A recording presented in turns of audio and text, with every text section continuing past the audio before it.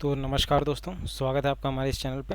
तो जिस तरीके से आपने यहाँ पर फ़ोटो तो देख ही ली होगी, यहाँ पर इलेक्शन कमीशन ऑफ इंडिया लिखा है और ये उसकी बिल्डिंग है बैकएंड में। तो इस वीडियो पे हम वही चर्चा करने वाले हैं, इलेक्शन कमीशन ऑफ इंडिया की। ये टॉपिक हम लोग किस चीज़ के लिए डिस्कस कर रहे हैं? मेनली एमपीपीएससी का जो अभी एग्ज़ाम होने वाला है उस पर फोकस कर रहे हैं। एमपीपीएससी का एग्ज़ाम कब है? 19 जून को होने वाला है। तो 19 जून को होने वाले इस एमपीपीएससी के एग्ज़ाम के लिए हम मेन इसमें इस टॉपिक को डिस्कस कर रहे हैं। मध्य प्रदेश पीएससी में अभी पिछले बार ही सिलेबस चेंज हुआ है, जिसके तहत एग्ज़ाम्स में अभी कुछ नए टॉपिक्स ऐड किए गए हैं। तो उन्हीं में से एक ये टॉपिक है। चलिए एक राउंड जल्दी से कुछ टॉपिक्स भी देख लेते हैं। देखिए, ये जो नया सिलेबस के अकॉर्डिंग यहाँ पर है, 4 टॉपिक इसमें लिखे हैं। ये पूरा व्यवस्थित ढंग से कर दिया गया है। मध्य प्रदेश का इतिहास, संस्कृति और साहित्य एक साथ किया है। भारत के इतिहास, भूगोल टॉपिक। तो इस तरीके से ये 10 टॉपिक किए गए हैं। यहाँ विज्ञान, संवैधानिक अर्थव्यवस्था, ये सब चीज़ें अलग अलग किया गया है। इसके हिसाब से एक मोटा मोटी हिसाब में देखा जाए तो ये देखिए, ये टोटल 10 टॉपिक हैं और ये 10 टॉपिक के अकॉर्डिंग हर टॉपिक से लगभग 10-10 क्वेश्चन आने का अनुमान रहता है। तो देखा जाए तो पिछले बार जो एमपीपीएससी टॉपिक सिलेबस चेंज करने के बाद जो पहला एग्ज़ाम कंडक्ट कराई है, तो उसमें ये राष्ट्रीय एवं प्रादेशिक संवैधानिक और संवैधिक संस्थाएं, इसमें से लगभग 12 क्वेश्चन पूछे गए थे। मेरा अनुमान है कि इस बार भी कम से कम 12 क्वेश्चन आने ही आने हैं इन टॉपिक से। तो फिलहाल इस टॉपिक में हम लोग यहाँ पर चर्चा करेंगे, मतलब इस वीडियो पे, भारतीय निर्वाचन आयोग का। इसके बाद एक और छोटा सा ये वीडियो बनाएंगे जिसमें राज्य निर्वाचन आयोग की चर्चा की जाएगी। राज्य निर्वाचन आयोग बहुत छोटा टॉपिक है, उतने ज़्यादा क्वेश्चन इसमें आते नहीं हैं। तो इसमें राज्य निर्वाचन आयोग के साथ साथ हम लोग थोड़ा एक जीके का भी टॉपिक डिस्कस कर लेंगे। सॉरी, आई मीन कुछ प्रैक्टिस सेट के क्वेश्चंस भी लगा लेंगे। तो उसके लिए सेकंड वीडियो बनाया गया है। तो चलिए इस वीडियो पे अपन चर्चा की शुरुआत करते हैं। देखिए, सबसे पहले जैसा कि एग्ज़ाम नज़दीक है, हम लोगों को ज़्यादा फोकस इस पे करना है कि हम लोग कम से कम टाइम पे ज़्यादा से ज़्यादा चीज़ें समझ सकें, ना कि किसी भी चीज़ को एकदम कॉन्क्रीट तरीके से एकदम डेप्थ में जा कर के सीखने का। ठीक है, तो अभी अपन एग्ज़ाम क्लियर कर लें, वो ही काफ़ी है। तो चलिए शुरू करते हैं। अब्दुल कलाम साहब का इलेक्शन कमीशन ऑफ इंडिया के लिए एक कोटेशन है, तो इस चीज़ को आप याद रखिएगा, आप अपने एग्ज़ाम में इसमें लगा सकते हैं। Remember, for your progress, for your welfare, your happiness, never fail to cast your vote in election. Okay, तो ये इस कोट को आप याद रख सकते हैं और एग्ज़ाम में मेंस के यूज़ भी कर सकते हैं। तो चलिए फ़िलहाल अब वीडियो को आगे बढ़ाते हैं। ये देखिए, इलेक्शन कमीशन ऑफ इंडिया का लोगो है। ठीक, अब इसको, ये इलेक्शन कमीशन ऑफ इंडिया अगर अपन लोग डिस्कस कर रहे हैं तो जाहिर सी बात है भारत के संविधान में इसकी कोई ना कहीं चर्चा की गई होगी। तो इसकी चर्चा का अगर देखा जाए कहाँ किया गया है, तो भारतीय संविधान के भाग 9 में इसकी चर्चा की गई है। और भारतीय संविधान के भाग 9 में इसके चर्चा के साथ साथ अगर अनुच्छेद की बात की जाएगी तो भाग टोटल कितने हैं? टोटल भारतीय संविधान में 22 भाग हैं, जिसमें से भाग 9 में इसकी चर्चा की गई है। अगर अनुच्छेद की बात की जाती है तो भारतीय संविधान में टोटल कितने, इसमें कितने अनुच्छेद आते हैं इलेक्शन कमीशन के लिए? अनुच्छेद 324 से लेकर के अनुच्छेद 329 तक। कहीं कहीं किताबों में एक अनुच्छेद 329 ए भी आपको दिखाई देगा, पर याद रखिए वो 329 ए अभी उसको ज़्यादा वो एक्टिव नहीं है, वो अब निष्कासित कर दिया गया है। तो इसका भी एक हिस्ट्री है, एक अपना एक स्टोरी है, तो उसको हम लोग इस वीडियो के दौरान ही अपन डिस्कस कर लेंगे। तो जैसा कि आपको ये समझ में आ गया कि पूरे इलेक्शन कमीशन ऑफ इंडिया से संबंधित जो भी प्रावधान है अनुच्छेद 324 से 329 के बीच में रखे गए हैं। तो प्रावधान की बात तो ठीक है, चलिए इसमें रखे गए हैं, लेकिन अगर इसको पावर की बात की जाती है तो इलेक्शन कमीशन के लिए पावर बनाने के लिए एक अलग से 2 और जो है अधिनियम बनाए गए थे, जिनके नाम है जनप्रतिनिधि अधिनियम 1950। ठीक, और एक और जनप्रतिनिधि अधिनियम 1951 भी बनाया गया है। तो याद रखिए, 1950 और 1951 के तहत इलेक्शन कमीशन ऑफ इंडिया को बहुत सारी पावर्स दी गई हैं। और बेसिक सिद्धांतों का आदि सिद्धांत की बात करेंगे तो इलेक्शन कमीशन का वर्क क्या है, टेन्योर क्या है, वोट देने का अधिकार कब से कब तक का है, ये अनुच्छेद 324 से 329 तक का डिस्कस किया जाता है।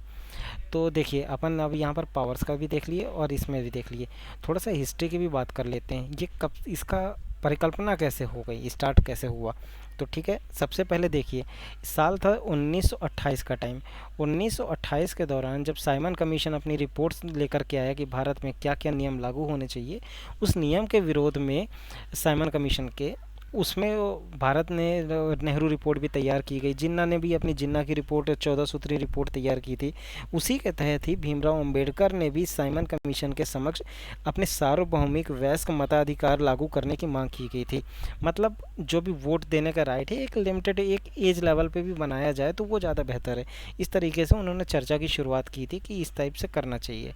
तो एक तो ये 1928 का टाइम है। सार्वभौमिक वयस्क मताधिकार की बात किसने की थी? भीमराव अंबेडकर ने सन 1928 में। इसके बाद कुछ समय बीत जाता है, आता है सन 1931 का टाइम। सर 1931 में कराची अधिवेशन होता है, जिसमें कांग्रेस की मांग रखी जाती है राजनीतिक समानता की।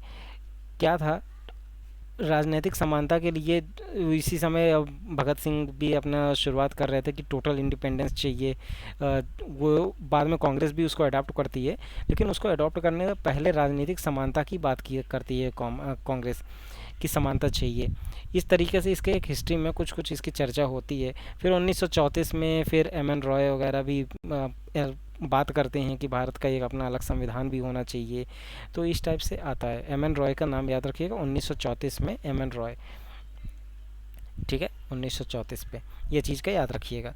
तो इस तरीके से शुरुआत होती है और 1947 में जा कर के अपना इलेक्शन भारत में संविधान वगैरह बनता है और उसी के तहत ही इलेक्शन कमीशन की भी शुरुआत की जाती है। बाकी सारी डिटेल्स अपने को हिस्ट्री में पढ़ लेनी है, अभी तो इसमें इतना ही काफ़ी है अपने लिए, ठीक है। तो देखिए अब यहाँ पर ये कौन है? सुकुमार सेन। तो इन तक आने से पहले देखो, अभी सबसे पहले क्या टाइम आता है? 1950 का टाइम। 1950 में 25 जनवरी 1950, ठीक, याद रखिएगा ये डेट। 25 जनवरी 1950 को भारत में इलेक्शन कमीशन ऑफ इंडिया की शुरुआत की जाती है और उसके बाद भारत में एक election commission chief election commissioner एक रखा जाएगा, इस तरीके प्रस्तावित किया जाता है। उसी के तहत भारत में पहला चीफ इलेक्शन कमिश्नर आए सुकुमार सेन। इनका टेन्योर कब था?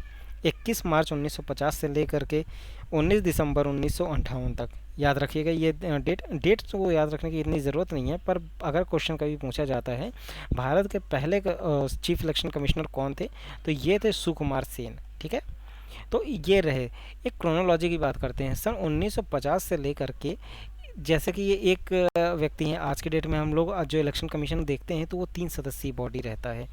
तो अपन यहाँ पर जो है 1 सदस्यीय बॉडी अभी देख रहे हैं 1950 के टाइम में। ये 1 सदस्यीय बॉडी कब तक था? सन 1950 से लेकर के 15 अक्टूबर 1989 तक ये 1 सदस्यीय बॉडी था इलेक्शन कमीशन की। 15 अक्टूबर 1989 के बाद 16 अक्टूबर 1989 को भारत सरकार ने एक नया प्रावधान किया, जिसमें इलेक्शन कमीशन में एक चीफ इलेक्शन कमिश्नर हो जाएगा और 2 अन्य इलेक्शन कमिश्नर रखे जाएंगे। मतलब टोटल 1 सदस्यीय बॉडी से बढ़ा करके 3 सदस्यीय बॉडी बना दिया गया, ठीक है। और फिर इसका ये कुछ दिन तक इस तरीके से प्रावधान चलता है। फिर आता है जनवरी 1990 का टाइम। जनवरी 1990 में फिर से जो अपने जिस तरीके से गवर्नमेंट वगैरह बदल रही थी, इसी दौरान बहुत सारी सरकारें आ रही थी जा रही थी, तो उसी तरीके से जनवरी 1990 का टाइम आता है, जिसमें वापस ये 3 सदस्यीय बॉडी घटा करके 1 सदस्यीय बॉडी बना दिया गया था। और इस तरीके से 1990 से लेकर के 1993 तक ये 1 सदस्यीय बॉडी बन के रह गया। फिर आता है 1993 का टाइम। अब क्या होता है 1993, ये निर्णायक टाइम भी आप कह सकते हो। ये 1993 में फिर से ये 1 सदस्यीय से बढ़ा करके वापस 3 सदस्य वाली बॉडी बना दिया गया, जो कि अब तक चला आ रहा है। वर्तमान में जो 3 सदस्य वाली बॉडी है ये 1993 में है, शुरू की गई थी। अभी कई सारे कमीशंस बनते रहते हैं, उसमें लॉ कमीशन वगैरह, तो उसमें बोला जाता है कि इलेक्शन कमिश्नर की मतलब सीट्स बढ़ाई जानी चाहिए और ज़्यादा। तो ये यहाँ पर पहले सुकुमार सेन थे। अपना इतना क्लियर हो गया आई होप।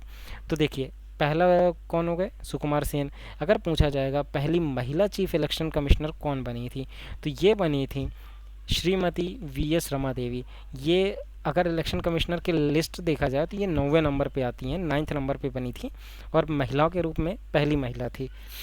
तो ये कब बनी? 26 नवंबर 1990 से लेकर के 11 दिसंबर 1990 तक थी। टेन्योर बहुत कम दिख रहा है, तो इससे जाहिर हो जाता है कि ये कार्यवाहक चीफ इलेक्शन कमिश्नर बनी थी। तो कार्यवाहक थी तो क्या हुआ? पहली तो थी ही, ठीक। वैसे एक और चीज़ पॉइंट बता देता हूँ, अगर पूछते हैं पहले मुस्लिम चीफ इलेक्शन कमिश्नर कौन थे, तो पहले मुस्लिम चीफ इलेक्शन कमिश्नर, आप चाहें तो इस वीडियो को पॉज करके आप अपना आंसर भी दे सकते हैं अपने एंड से, और फिर उसके बाद जिसका भी सही होगा मैं उसके आंसर को हार्ट दे दूंगा। खैर, तो अपन बात कर रहे थे चीफ इलेक्शन कमिश्नर की। तो पहली मुस्लिम चीफ इलेक्शन कमिश्नर कौन बने थे? डॉक्टर साहबुद्दीन याकूब कुरैशी। डॉक्टर साहबुद्दीन याकूब कुरैशी, याद रखिएगा, पहले मुस्लिम चीफ इलेक्शन कमिश्नर ये बने थे। ठीक है, तो इस तरीके से ये कार्यकाल आता है। अब वर्तमान में कौन कौन से इलेक्शन कमिश्नर हैं तो उनका भी नाम करंट अफेयर में चलते चलते देख ही लेते हैं। तो देखिए, ऑनरेबल कमिश्नर्स, ये इलेक्शन कमिश्नर ऑफ इंडिया की वेबसाइट से मैंने निकाला था। तो इस समय चीफ इलेक्शन कमिश्नर हैं सुशील चंद्रा जी। ठीक है, ये हैं इनकी फ़ोटो। और इसके अलावा दो अन्य इलेक्शन कमिश्नर हैं, एक हैं राजीव कुमार और एक है अनूप कुमार चंद्रा, अनूप चंद्र पटेल, सॉरी अनूप चंद्र पांडे, मिस्टेक हो गई। तो ये तीन इलेक्शन कमिश्नर हैं जिनमें एक चीफ है, दो सबॉर्डिनेट्स हैं। देखिए, सबॉर्डिनेट कहना सही नहीं होगा, क्योंकि देखो, जो भी अगर इलेक्शन कमीशन की जो मीटिंग होती है, उस मीटिंग में अध्यक्षता करने के लिए कोई तो चाहिए। सिर्फ इसलिए ही ये चीफ इलेक्शन कमिश्नर का पद बनाया गया है। अदरवाइज़ पावर का लेवल पे देखा जाए तो तीनों की समान पावर हैं और कोई भी इनमें अंतर नहीं रहता, तीनों के वेतन भत्ते भी सेम है।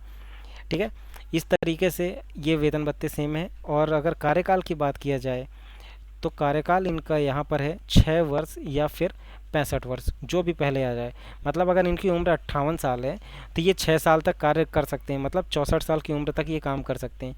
लेकिन अगर इनकी एज 62, 63 या 64 है तो इनकी एज जब तक 65 वर्ष पूरी नहीं हो जाती है तब तक ये काम करते रहेंगे। तो 6 वर्ष के कार्यकाल या 65 वर्ष की उम्र जो भी पहले आ जाएगी तब तक इनका काम रहता है। इसके बाद इनको वो हो जाते हैं, इनका रिटायरमेंट हो जाता है। तो इनकी नियुक्ति कौन करता है? तो इनकी नियुक्ति करते हैं राष्ट्रपति जी। अब जाहिर सी बात है, अगर इनकी नियुक्ति राष्ट्रपति करते हैं तो त्यागपत्र या फिर हटाने का भी राष्ट्रपति के पास ही पावर रहती है। तो अगर बात किया जाए चीफ इलेक्शन कमिश्नर को, इसको कैसे हटाते हैं, तो जिस प्रकार से सुप्रीम कोर्ट के न्यायाधीश को हटाने की प्रक्रिया होती है, लोकसभा राज्यसभा वोटिंग होता है, फिर बात इनको अपना पक्ष रखने का भी अधिकार दिया जाता है, उस तरीके से उसी इनका भी पावर रहती है कि सुप्रीम कोर्ट के जैसे न्यायाधीश को हटाया जाता है वैसे ही चीफ इलेक्शन कमिश्नर को हटाया जाएगा।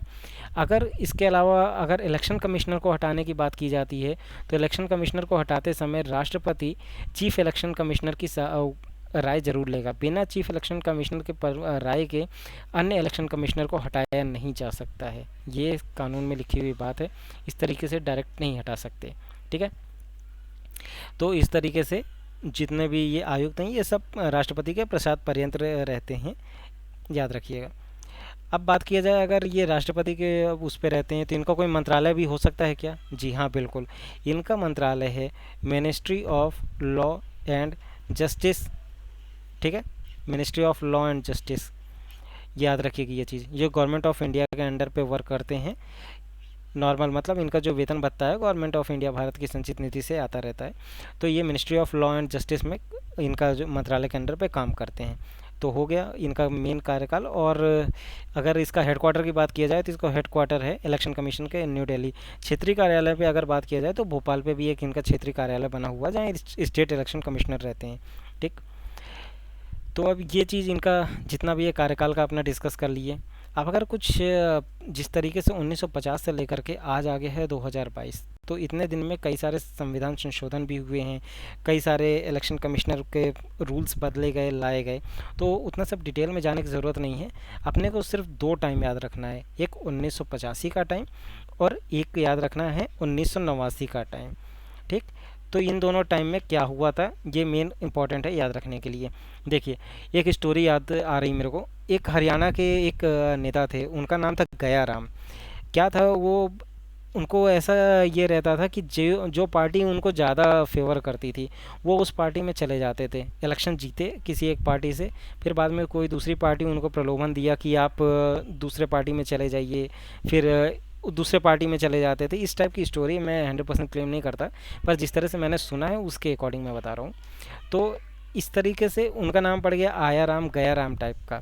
तो ये चीज़ होता था। तो इस कारण से सन 1985 में भारत सरकार ने एक कानून लेकर के आई थी, दल बदल का कानून, दल दल बदल का कानून मतलब कोई भी अगर उम्मीदवार अगर इलेक्शन जीत जाता है, इलेक्शन जीतने के बाद अगर वो पार्टी बदलता है, तो इस तरीके से उसके जो इलेक्शन जीतने का जो वो सदस्य बनता है विधानसभा या संसद का, तो उसकी सदस्यता उसकी रद्द कर दी जाती है उस दल बदल कानून के तहत। अब अदरवाइज़ पहले ऐसा रहता था कि आपको जो मंत्रीगण बने रहते हैं तो उनको एक डर लगा रहता था कि अगर मैं इस अपने विधायक या सांसद की बात नहीं मानूंगा तो ये दूसरे पार्टी में चला जाएगा, फिर हमारी सरकार बिगड़ सकती है। तो इस तरीके से प्रेशर बना रहता था, जिस कारण से ये कानून को लाया गया था, दल बदल कानून का।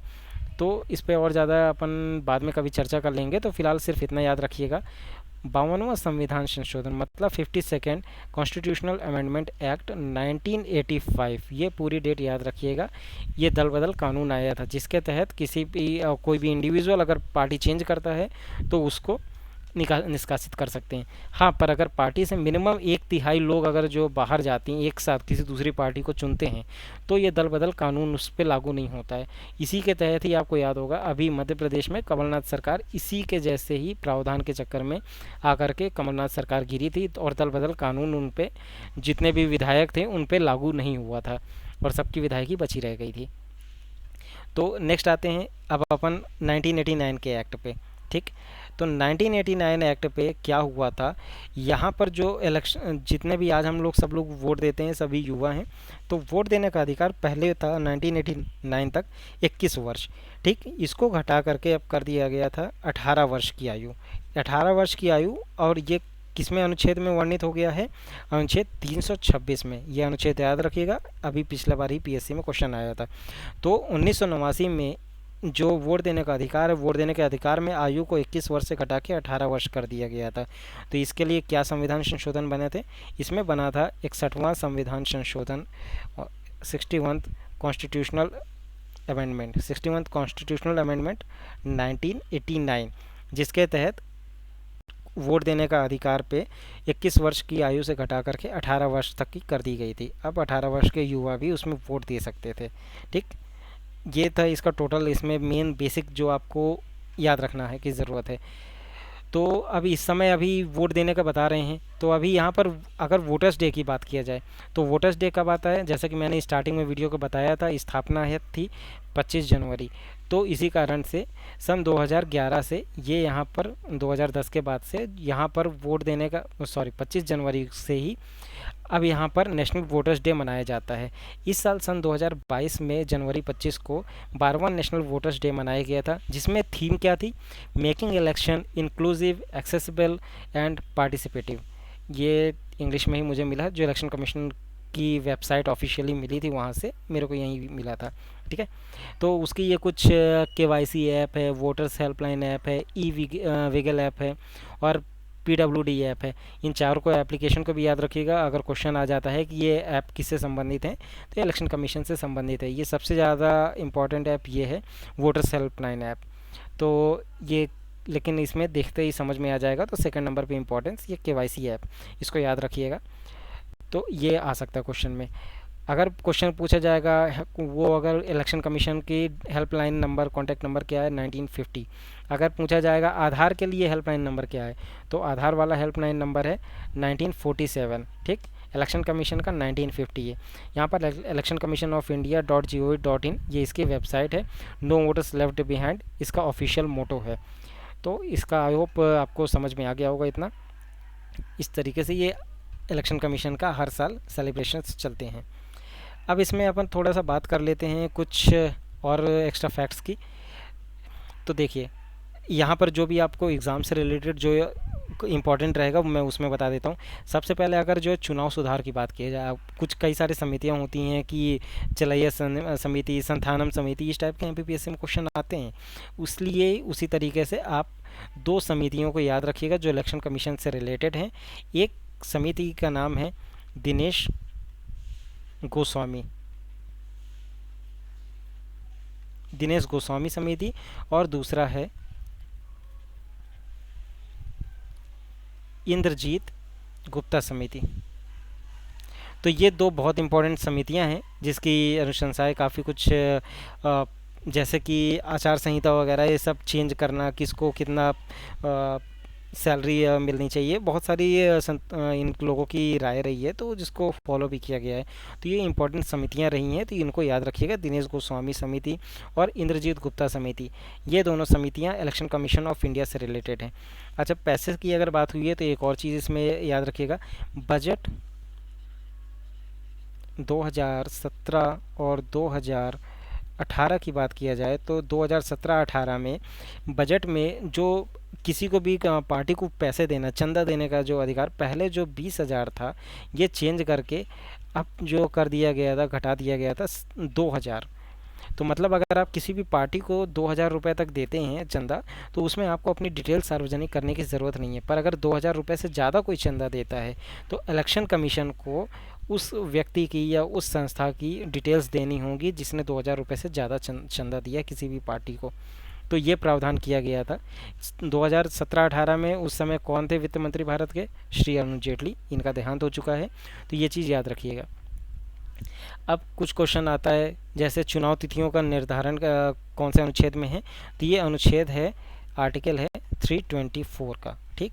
डिलिमिटेशन आयोग, डिलिमिटेशन भी आप कई बार अभी सुनते होंगे, आजकल जम्मू कश्मीर के लिए भी बात करा जा रहा है, डिलिमिटेशन।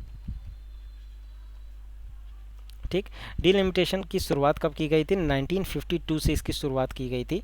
तो इसमें क्या कहा गया था? इसमें प्रावधान रखा गया था कि हर साल, जैसे कि हर 10 साल में वो जैसे जनगणना होती है, तो उस जनगणना के आधार पे किसी भी क्षेत्र में कोई भी सांसद या विधायक का जो मतलब नंबर ऑफ़ सीट्स हैं, वो बढ़ाया जाना चाहिए, घटाया जाना चाहिए, उसका प्रावधान किया गया था इस डिलिमिटेशन में के तहत में, कि अगर कहीं पर बहुत ज़्यादा जनसंख्या है तो वहाँ पर विधायकी या सांसदी की सीट बढ़ाई जाएगी। यहाँ पर क्षेत्र का डिपेंड नहीं करेगा कि कितना बड़ा एरिया ज़मीन का है, वो मैटर करता है पर इतना मैटर नहीं करेगा।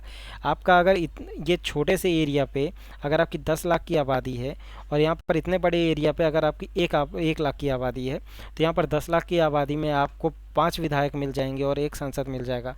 यहाँ 1 लाख की आबादी में आपका 3 विधायक और 1 सांसद मिल सकता है। तो ये एक मैं अप्रॉक्सीमेशन बता रहा हूँ कि जनगणना के आधार पे डिलिमिटेशन करने का प्रावधान किया जाना एक रूल बनाया गया है। इस डिलिमिटेशन में जो इलेक्शन कमिश्नर होते हैं, चीफ इलेक्शन कमिश्नर, ये सदस्य के रूप में काम करते हैं। ठीक है, सदस्य के रूप में काम करते हैं। तो जाहिर सी बात है, अगर इस सदस्य हैं तो कोई अध्यक्षता भी कर रहा होगा। तो गृह मंत्रालय, होम मिनिस्ट्री इसकी अध्यक्षता करता है, डिलिमिटेशन आयोग बनाता है, फिर यहाँ पर इसकी पूरी रिपोर्ट्स देखते हैं, फिर उस आधार पे काम होता है आगे। अब क्या करते हैं, अब इसके अलावा और जो पावर की बात किया था, तो इलेक्शन कमीशन ऑफ इंडिया के पावर पे क्या आते हैं? जैसे मतदाता सूची जारी करना, राजनीतिक दलों का पंजीयन करना, और राजनीतिक दलों का पंजीयन, जी हाँ बिल्कुल। तो राजनीतिक दलों का जो पंजीयन होता है, तो कौन सी क्षेत्रीय पार्टी है, कौन सी राष्ट्रीय पार्टी है, ये किस रूल के तहत होता है? तो ये जैसे स्टार्टिंग में वीडियो मैंने बताया था, जनप्रतिनिधि अधिनियम 1951 के तहत किसी भी राजनीतिक पार्टी को क्षेत्रीय या राष्ट्रीय पार्टी घोषित करने का प्रावधान किया गया है। याद रखिएगा, ये इंपॉर्टेंट क्वेश्चन है, मे भी इस बार के क्वेश्चन पेपर में आ जाए। ठीक है, तो ये चीज़ याद रखिएगा। इसके अलावा इलेक्शन कमीशन के पास भी जुडिशियल पावर भी होती हैं। जुडिशियल पावर किस टाइप की? जैसे कि कोई भी पार्टी अगर कोई सही काम नहीं कर रही है, तो केंद्र में अगर राष्ट्रीय पार्टी है, तो केंद्र में राष्ट्रपति को उसको सलाह देती है कि ये इस पार्टी को आप निष्कासित किया जा सकता है क्योंकि ये सही काम नहीं कर रही है, या फिर गैर कानूनी गतिविधियों में ये पार्टी शामिल है, इस टाइप से रहता है। और साथ में जब आचार संहिता लागू होती है, आचार संहिता का प्रावधान कब से शुरू किया गया है? ये लगभग 1971 से इसमें शुरुआत की गई थी। वैसे पहले भी बात किया जा रहा था 1960 के दशक में भी, पर 1971 के टाइम में इसका बहुत अच्छे तरीके से इसका मतलब राजनीतिक तरीके से एक आदर्श आचार संहिता की बात की गई थी कि एक आदर्श आचार संहिता होती है जिसमें आपको राजनीतिक दल जो रहते हैं, तो सत्ता वाली पार्टी वो कोई भी नए इस तरह से रूल्स लेकर के नहीं आएगी, ना ही कोई नई नई योजनाएं चालू करेंगी। इस तरीके से क्या रहता है कि आपका जो वोटर्स रहता है, वोटर जो है उसका दिमाग मैनिपुलेट हो जाता है, दिमाग बढ़ जाता है।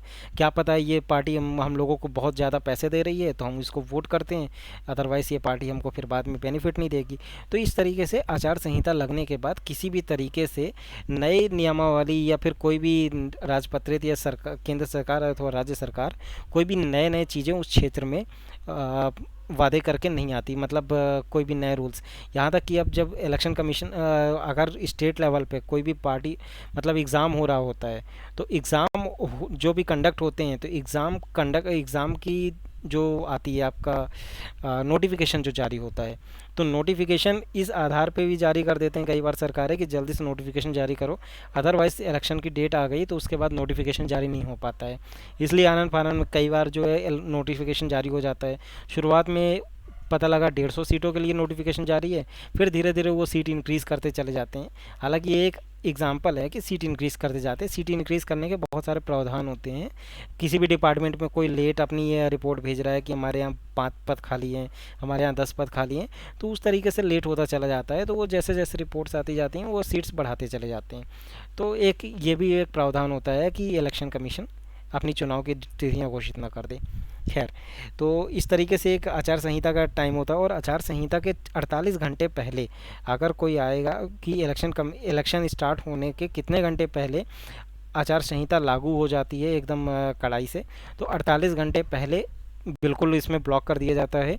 कोई भी वहाँ पर उस क्षेत्र में प्रचार नहीं होगा, कोई भी लाउड स्पीकर्स नहीं बजेंगे, सब शांति से रहेंगे, ताकि वोटर्स अपने सोच के अनुसार ही, अपने विवेक के अनुसार ही किसी भी पार्टी को वोट कर सके या किसी भी व्यक्ति को वोट कर सकें। इस तरीके का प्रावधान किया गया है। आई होप इतना कुछ समझाया आपको क्लियर हो गया होगा। तो ये चीज़ इतना ही है। एक और चीज़ की अब बात कर देते हैं थोड़ा सा। अब ईवीएम क्या है, वीवीपैट क्या है, उस सारी चीज़ों के लिए। ठीक, जो ईवीएम मशीन है, एक ईवीएम काफ़ी बार अपन नाम सुनते होंगे। ईवीएम मशीन से पहले यहाँ पर एक बैलेट पेपर का ऑप्शन रहा करता था, मतलब एक डिब्बा रहता था, उस डिब्बे में एक पर्ची डालनी रहती थी। हर एक उम्मीदवार के पास उसमें पर्ची रहती थी कि उसको मतलब ABCDEF इस तरीके से अलग अलग उम्मीदवारों के नाम लिखे रहते थे। और किसी भी व्यक्ति को जिस उम्मीदवार को जिताना है, मतलब किसी को B नंबर के उम्मीदवार को जिताना है, तो एक उसमें अपना ठप्पा लगाता था, उसमें क्या रहता था, स्वास्तिक बना रहता था। तो इस तरीके से स्वास्तिक ये B नंबर वाले नाम के सामने लगा देता था स्वास्तिक। तो यहाँ पर वो लगा करके इस बैलेट पेपर में वो उसमें वोट डाल देता था। अब जो उस क्षेत्र के जो भी मतलब बाहुबली लोग रहते थे, वो क्या करते थे, बूथ कैप्चरिंग जो वर्ड सुनते होंगे आप, कैसे करते थे, या तो कई सारे लोगों को भिजवा करके अपने गुंडे वो बैलेट पेपर को आग लगा देते थे, या फिर इस बैलेट पेपर में ये जो पर्ची डाल रहे हैं उसमें जाके स्याही डाल दिए। अगर स्याही डाल देंगे तो ये आप मान लो यहाँ पर ये उस समय जो है आप वो डाले हुए टप्पा लगाए हुए हैं, स्याही पड़ गई तो सब जगह पूरा कलर ही हो गया, तो वो इनवैलिड हो जाता था वोट। तो जिस एरिया में पता लग जाता था किसी नेता को कि भाई यहाँ से मैं जीतूंगा नहीं, और उसकी अगर वहाँ पर पावर है, तो वो उस पर्टिकुलर एरिया पे बूथ कैप्चरिंग करवा देता था। तो इस चीज़ के लिए बिहार में काफ़ी आरोप लगते रहते थे, तो अपन उस पर डीप पे नहीं जाते हैं। तो ये चीज़ें था जिसको हटाने के लिए ईवीएम का प्रावधान किया गया था। ईवीएम क्या है, इलेक्ट्रॉनिक वोटिफाइंग मशीन। अब यहाँ पर ये बनी कैसे, ये बनाया है भारत इलेक्ट्रिकल्स लिमिटेड ने। भारत इलेक्ट्रिकल्स लिमिटेड ने कब इसकी स्थापना की थी, मतलब कब इसको बनाया था, इसको बनाया था 15 अक्टूबर 1980 को बनाया था। डेट इतनी ज़्यादा इंपॉर्टेंट नहीं है, आप सन याद रख सकते हैं ज़्यादा से ज़्यादा अगर याद रखना है तो। 15 अक्टूबर 1980 को भारत इलेक्ट्रिकल लिमिटेड ने ईवीएम बनाया था ताकि इसमें इलेक्शन किए जा सके। और इसका जो आज की डेट में हम एक रूप देखते हैं, हम अभी आपको फ़ोटो भी दिखाएंगे, जो आज इसका जिस तरीके का एक बैलेट पेपर देखते हैं, मतलब ईवीएम मशीन देखते हैं, उसका स्वरूप किसने दिया था, MV हनीफ ने। एम वी हनीफ ने सन 1988 में इसका वर्तमान स्वरूप दिया था, जो कि आज तक चला आ रहा है।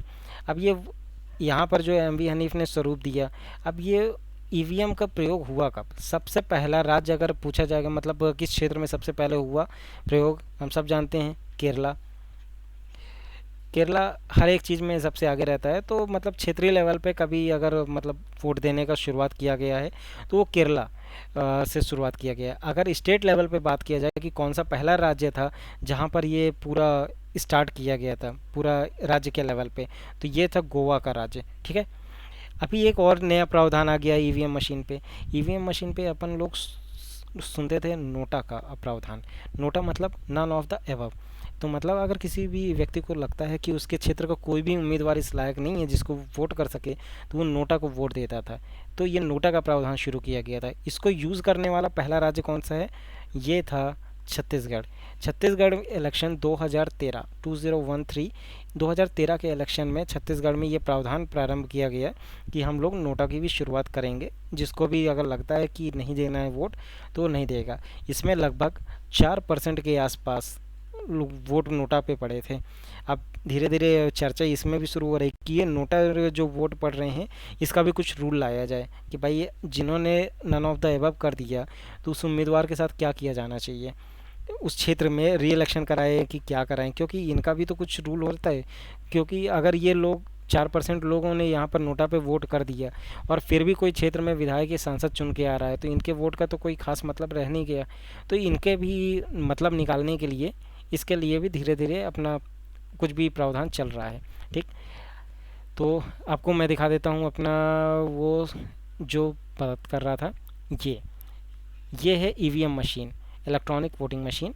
तो यहाँ पर अपन उम्मीदवार के नाम रहते हैं इस जगह पे। ठीक, और यहाँ उसके सामने बटन है, इस बटन को आप दबाएंगे, आप यहाँ पर जो है बाहर ये ईवीएम मशीन में जो भी बाहर बैठे रहते हैं उन लोगों के पास ये जाके दिखा देगा कि हाँ आपने वोट कर दिया है, और ये तेज़ी से आवाज़ भी आएगी, फिर ओके हो जाएगा। और ये ईवीएम मशीन, ये जो बटन देख रहे हैं यहाँ पर जो है ये लाइट जलती है, यहाँ पर जो है बटन पहले बाहर जो है जो बैठे हुए लोग रहते हैं वहाँ पर अधिकारी लोग, वो लोग पहले दबाते हैं बटन कि हाँ ईवीएम मशीन अब आप वोट देने के लिए स्टार्ट कर सकते हैं। फिर आप अंदर जाओगे, इसमें वोट डालोगे, फिर आपका वोट कैप्चर होगा। तो ये जब बाहर रहते हैं तो ये सबसे पहले आपके उंगली पे जो है एक स्याही लगाती है। स्याही क्यों रहती है? पता लगा आप बार बार वोट देने चले गए। जी हाँ दोस्तों, वोट देने का अधिकार एक ही बार रहता है एक इलेक्शन पे। तो ये स्याही है, इस स्याही का जो कुछ एक जीके का क्वेश्चन भी इसमें से भी आता है। ये स्याही किस चीज़ की बनी रहती है, याद रखिएगा। ये स्याही बनी रहती है सिल्वर नाइट्रेट। स्याही किस चीज़ की है? सिल्वर नाइट्रेट के रूप में। फिर इसमें कुछ रिएक्शंस भी होते हैं, जब आपके शरीर पे ये लगती है तो आपके बॉडी के जो नमक रहता है NaCl रहता है, पसीना आता ही है, तो NaCl से आपके बॉडी के नमक से ये मिक्स होकर के सिल्वर क्लोराइड बनाता है। ठीक है, याद रखिएगा, ये सिल्वर क्लोराइड बन जाता है। हो सकता है केमिस्ट्री का रूप में ये क्वेश्चन पूछ दिया जाए। तो ये एक अमिट स्याही होती है, ये 10-12 दिन 15 दिन तक ये आराम से चलती है, मिटती नहीं है। तो ये अमिट स्याही लगाते हैं, फिर अंदर आप जा कर के मशीन में इसमें डालते हैं। फिर एक ये देखिए साइड में एक छोटे छोटे डिब्बे रखे हुए हैं। ये डिब्बे क्या है? क्या था कि कुछ लोग बोलते थे कि हम लोग B नंबर के उम्मीदवार को वोट दे रहे हैं और चला गया D नंबर के उम्मीदवार को वोट। इस तरीके से कई सारे लोग बोला करते थे, इस तरीके का इशू आ रहा है। तो इस इशू को जो है हटाने के लिए निर्वाचन आयोग ने ये एक वीवीपैट मशीन का भी प्रावधान लेकर आई। वीवीपैट मशीन पे यहाँ ऊपर एक स्क्रीन लगी रहती, ये यहाँ पर स्क्रीन लगी रहती थी। उस स्क्रीन पे जब आप किसी को भी आप यहाँ पर वोट देंगे तो स्क्रीन पे लगभग 10 सेकंड के लिए वो पर्टिकुलर पर्ची दिखती है और पर्ची फिर जा कर के नीचे इस डिब्बे में कैद हो जाती है। तो इस तरीके से आप कंफर्म कर सकते हैं कि आपने किसको वोट दिया, वो वही बंदा है कि नहीं है। और फिर कभी अगर फिर भी लोग जो अगर बोल दिए कि नहीं भाई ये गलत दिख रहा है, तो फिर यहाँ पर मिलान होता है, कितने वोट दिया गया है। यहाँ पर नीचे बॉक्स रहता है, आपने किस किस बटन को जो है दबाया उस हिसाब से कितने नंबर कितनी पर्चियाँ किस उम्मीदवार को गई हैं उस हिसाब से काउंटिंग होती है। उसका एक अलग प्रावधान है, ज़्यादा डीप में जाने की ज़रूरत नहीं है। तो वीवीपैट इस चीज़ का यूज़ होता है। वीवीपैट का फुल फॉर्म क्या है? Voter verifiable paper audit trail. याद रखिएगा, इंपॉर्टेंट क्वेश्चन है, आ सकता है MPPSC में। ठीक, ये टोटल इसका जितना भी था मैंने इसमें अभी काफ़ी कुछ कवर कर दिया। आई होप इसमें कुछ और ज़्यादा बचा नहीं है। ठीक है, आप लोगों के लिए एक और चीज़ है, आर्टिकल 324 सब क्लॉज 2 और आर्टिकल 324 सब क्लॉज 5। इन दोनों आर्टिकल्स को याद रखिएगा, ये अभी न्यूज़ पे हैं।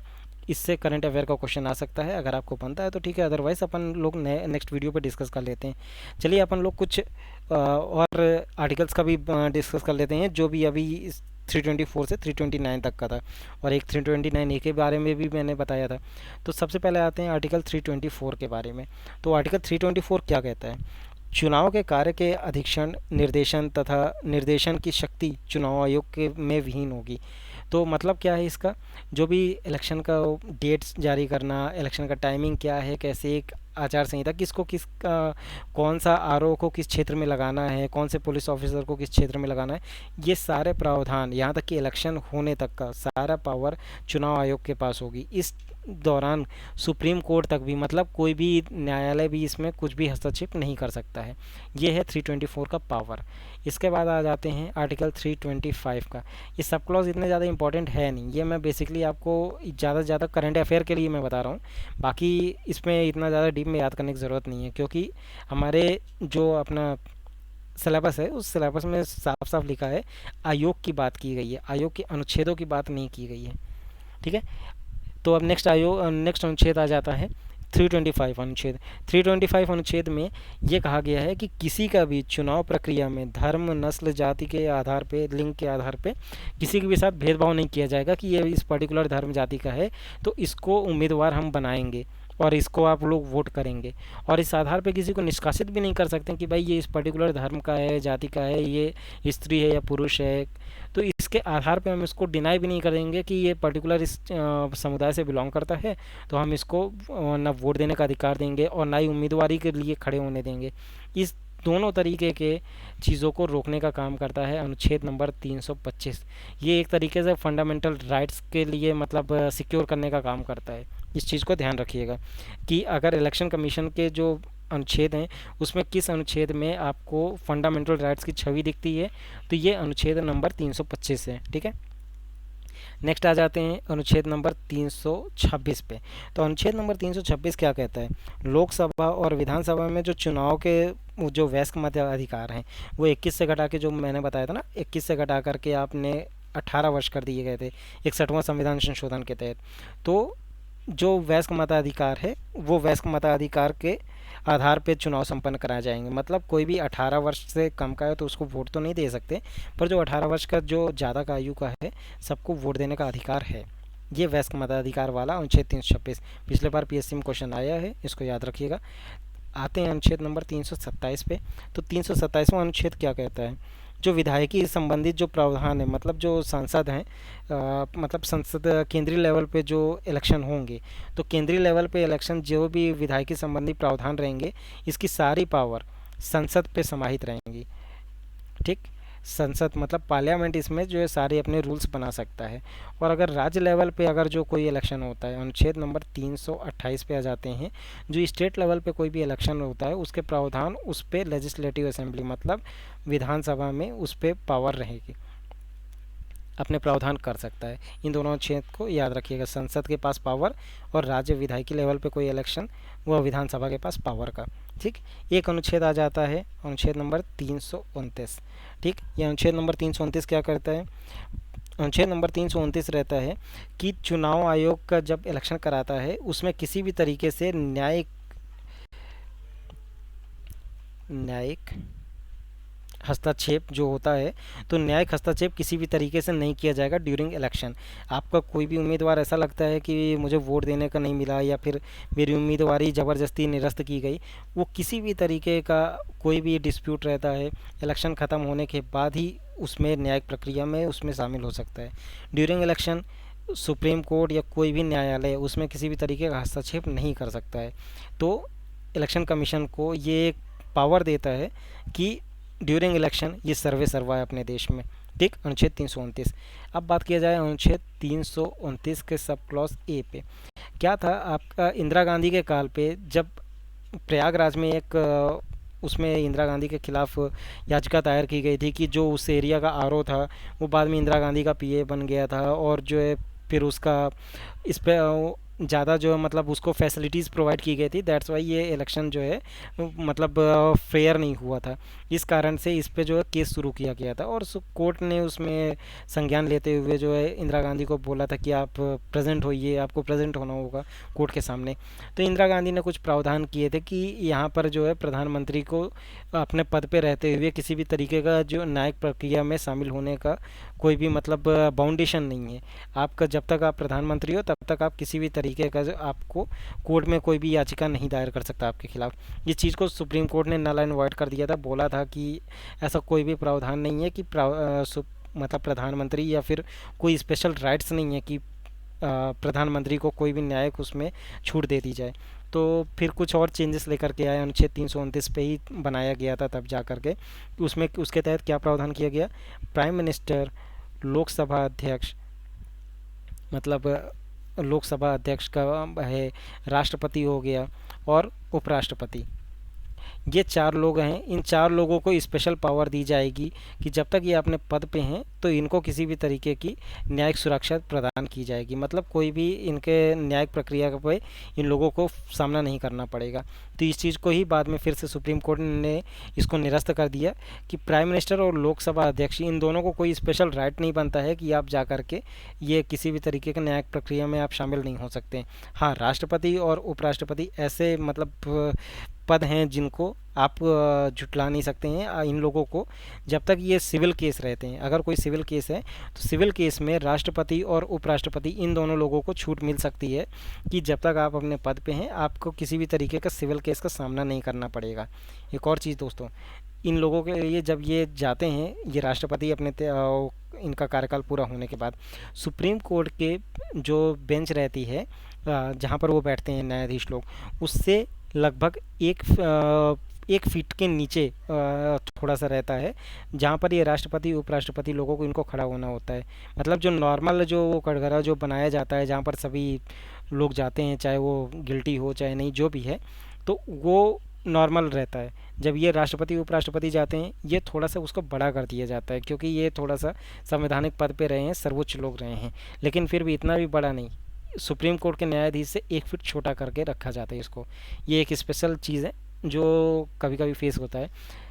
तो इन लोगों को स्पेशल राइट दिया गया कि राष्ट्रपति और उपराष्ट्रपति अपने कार्यकाल के दौरान किसी भी तरीके के न्यायिक हस्तक्षेप में नहीं पड़ेंगे। सिविल मामलों में, क्रिमिनल केस है तो फिर ज़रूर इनको भी लाया जा सकता है। तो ये थी अनुच्छेद 329 की कहानी, और ये था पूरा इलेक्शन कमीशन का जितना भी प्रावधान था, पूरा आपसे डिस्कस कर लिया। आई होप ये सब आपको अच्छा लगा होगा, और जितनी जानकारी हो सकती थी मैंने मैक्सिमम अपने एंड से बताने की कोशिश की। आपसे रिक्वेस्ट है दोस्तों, चैनल सब्सक्राइब करिएगा, इस वीडियो को लाइक कीजिए और अपने दोस्तों के साथ शेयर कीजिए। चलिए, धन्यवाद।